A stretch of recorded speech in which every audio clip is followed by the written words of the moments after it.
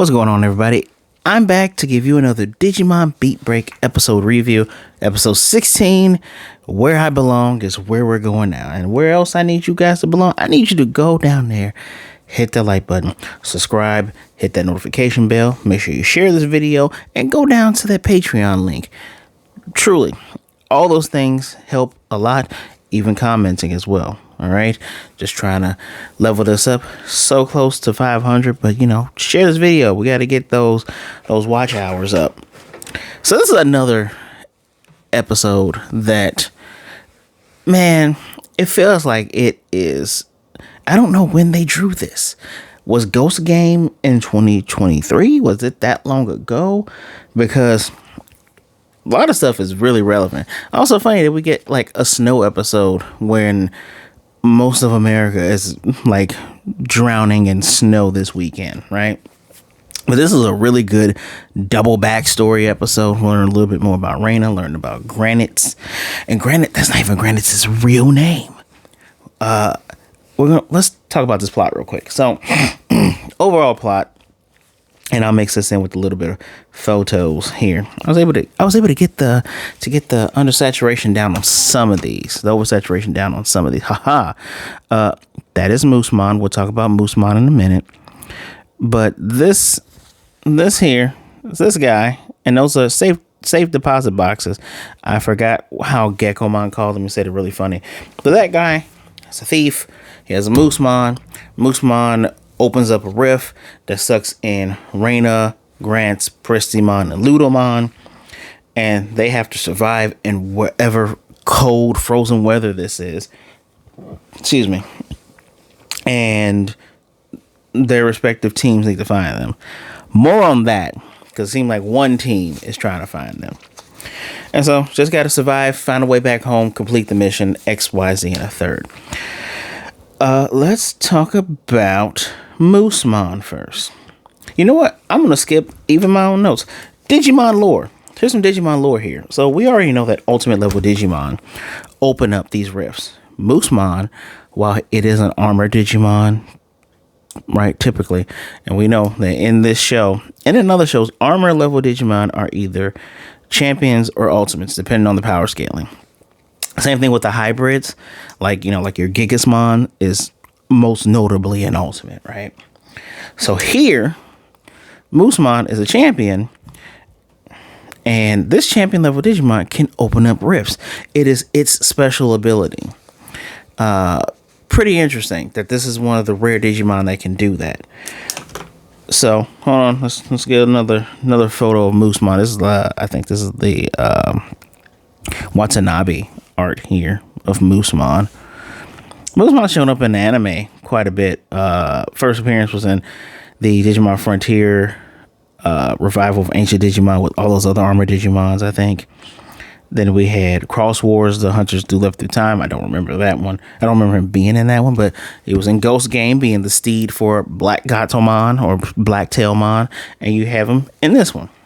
So, obviously, Ancient Beast Digimon, right?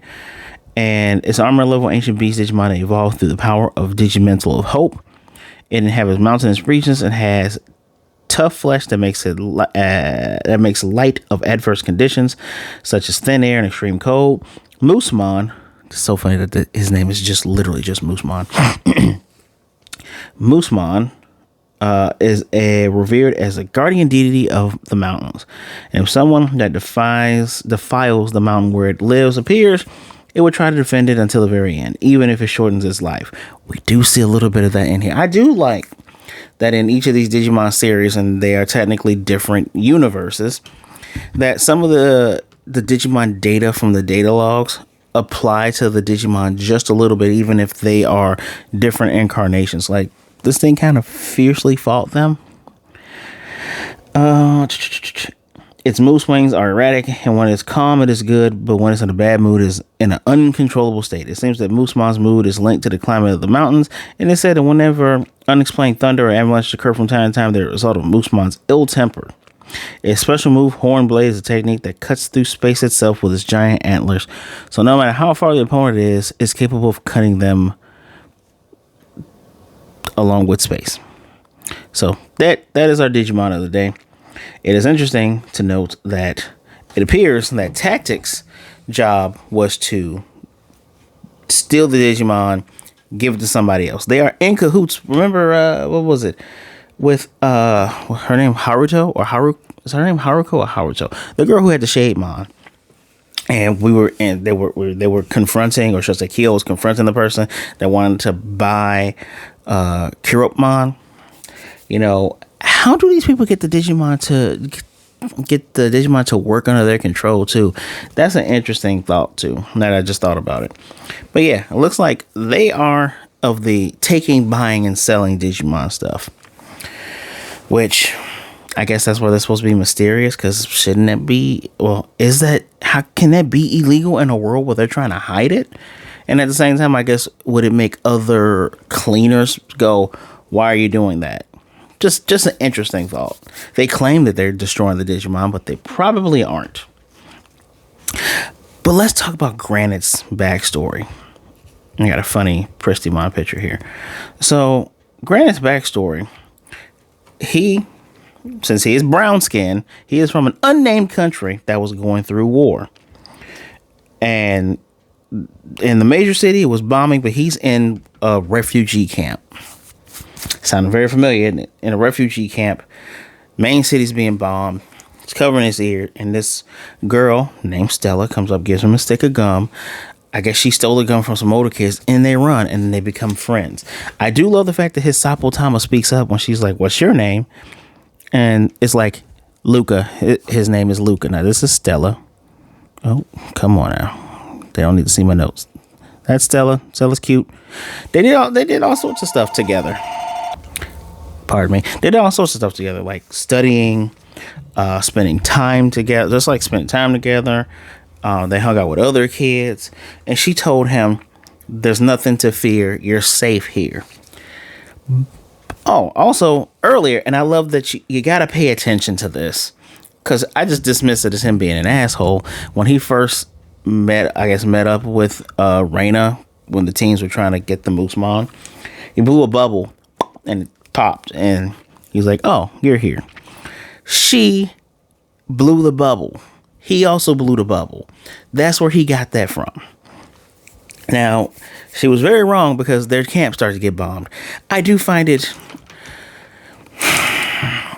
when I say hilarious, it's not ha-ha funny, but it's sick irony funny. It's sick ironic funny that the Sapo goes, illegal bombing, this should not be happening. This goes against the treaty. It goes against the treaty. Haza, it goes against the treaty. What is going on? And they're getting bombed, and she's pulling him along, and they lose their grip as a bomb is coming towards them. So he's holding on to his Sapotama, which is the birth of Ludomon. And before that bomb goes off, Ludomon stands in front and is the reason why he's alive. Like the destruction line is a cone. The destruction line's a cone. We see her broken Sapotama. That girl's gone. So Granite's real name is Luca. That's what happened there. Now, he got lured by the Moosemon, fell into a trap. Ludomon is the mightiest shield, is blocking for him, but Avalanche came, buried him, and his lips all dry and crushed. And he's like, "Just leave me, Ludomon. I'm about to die. Just leave me." Oh, and has the flashback and goes, "You saved me back then too, didn't you, Ludomon?" Reina and Wolvermon, get him out of the snow. They find she takes her jacket she has on, wraps it around him. They find this cabin that happens to be the bad guy's hideout, and she nurses him back and gives him they find flour, so she makes bread, shares food with him. He's like, "I can eat," and she's like, "Do you need permission? Like, we're surviving together. They went and got firewood together." It's so funny because he was technically making fun of Reina. Like, we got firewood together. We made this. Eat it. And he's eating it. He's just, nom, nom, nom. He's chowing down on this bread ball. Also trying to tell her, hey, don't get green wood. Dry wood burns better. And she still dried the wet wood, which made everything burn up. But she's very, like, gung-ho. Like, yeah, we can do it. We're going to do this. We're going to make it out. She even said, we should stay put because they're going to come for us. And he's like, ain't nobody coming for us. because his team did not want to comfort him, but more than 2 seconds. So, actually, more on that right now. So, while the team is trying to figure out how to find Reina because there's no clues, Tactic 7 comes in, and Blue Hair is just a dick. Blue Hair is just a dick, period. I don't know how you're going to make him redeemable, because I can tell you're trying to give us soft feelings for these characters. These are rival team. You're trying to give us some soft feelings here, starting with Granite, aka Luca. It's so funny because Luca is a nickname of mine. That's so funny. Anyway, you're trying to give us the feelings. Well, dude's like, we don't really care. We're only looking for him because we're ordered to. With the whole thing, they'll never break rank and all that other stupid shit that goes in their heads. And like everyone there, Yoshi, I forget the other lady's name because it's not Makoto, but they're like, damn, that's cold. And Kyo's like, hey, let's just rest. We'll search for him again. And Tomoro, I love the turnaround on Tomoro, because initially he's like standoffish, like, this ain't really my family. I ain't want to deal with that. I like how he is pressing, like, we need to find her. And Kyo's like, they're tougher than you think. And then when you go back in time, like, he's telling her backstory while she's thinking of her backstory. So I like that transition. That was good. Where Reina parents died. Don't know how, but her relatives did not want her. They're like, well, I don't want, someone whose parents were them. Like, let's just put her up for adoption like that. Those are assholes. Period. And she was in an orphanage, but she had to fend for herself. She would run away and do stuff. And then when Prestimon was born, she found out about being a cleaners. She became one. And that's why she would move from team to team. She was trying to find the place where she belonged. So after that, Tomoro was like, all right, we done resting. Let's go. Hearing this story, nah, I gotta go save my girl.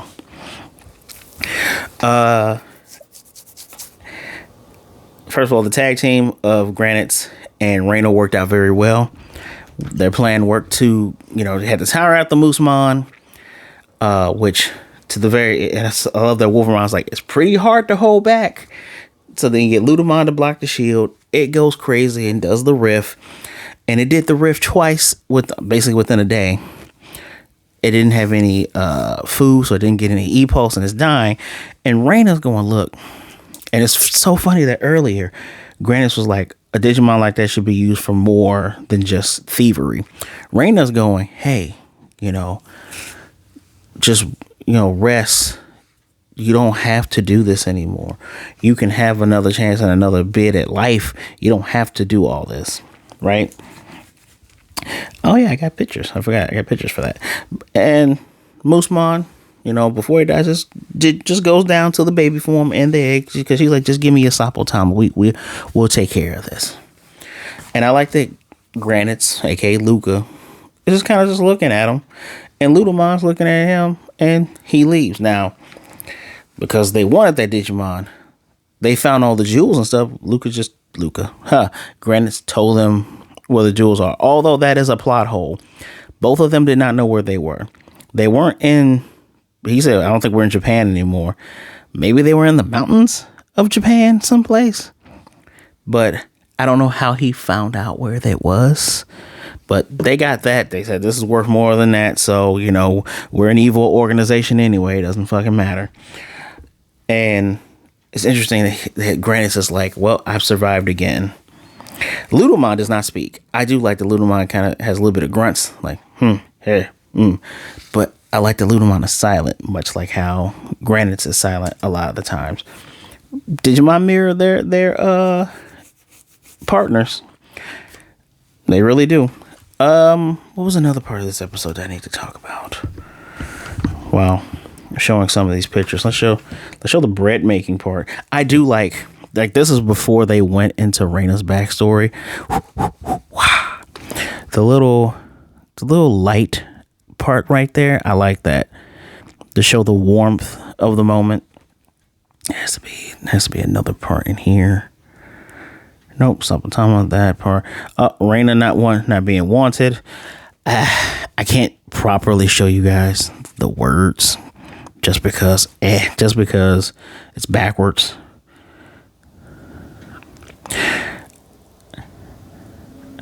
I'll show you a funny picture of Pristimon freezing, though. That's funny. Because the picture of Ludomon is way too blue when they were underneath when you take the picture. But I like the interactions between the Digimon and their partners. Even when Tomoro was like, we got to go find her.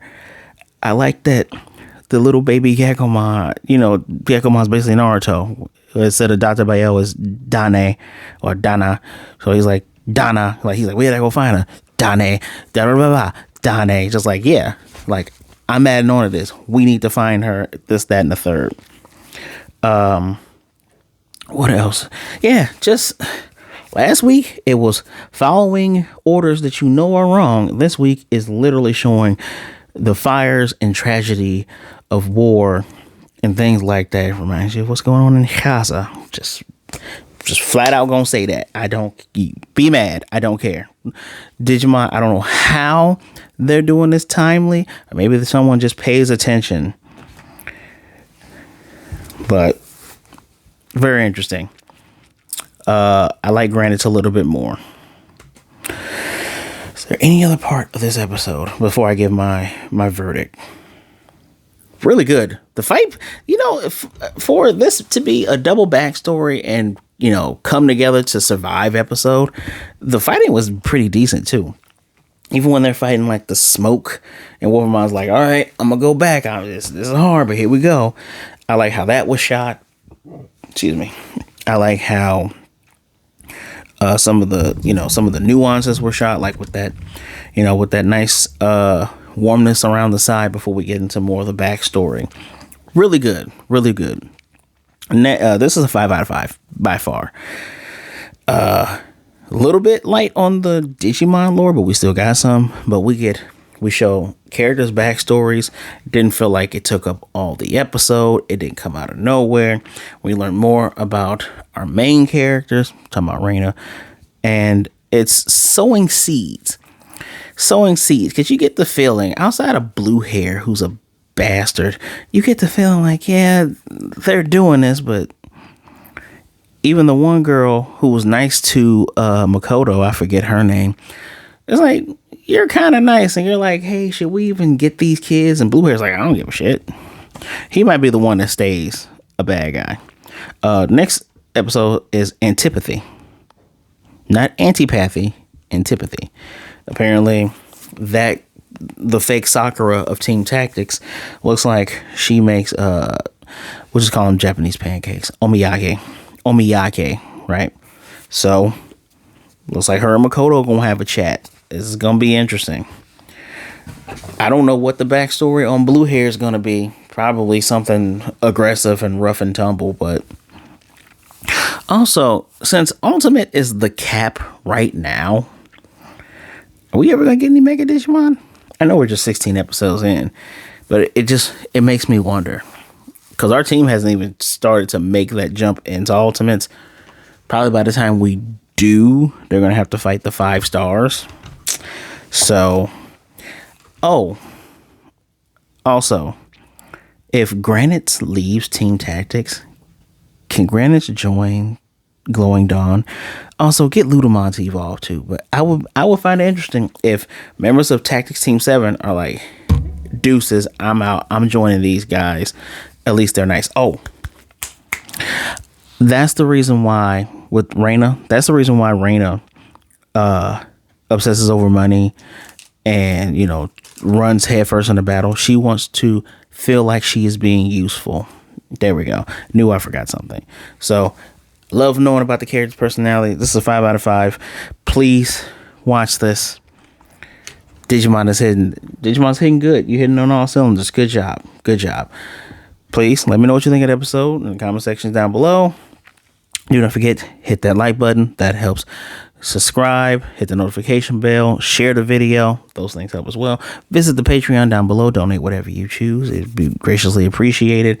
And looking forward to it. Now, next week's episode might be a little bit late too, because it is my birthday weekend. So I might be a little bit late on that, but trust me, you'll get it. All right. So please be good, be blessed, wash your hands, drink some water, be good to yourselves, be good to others. Either way it goes, please don't be a jerk. There's too much of that going out in the world, at this very moment.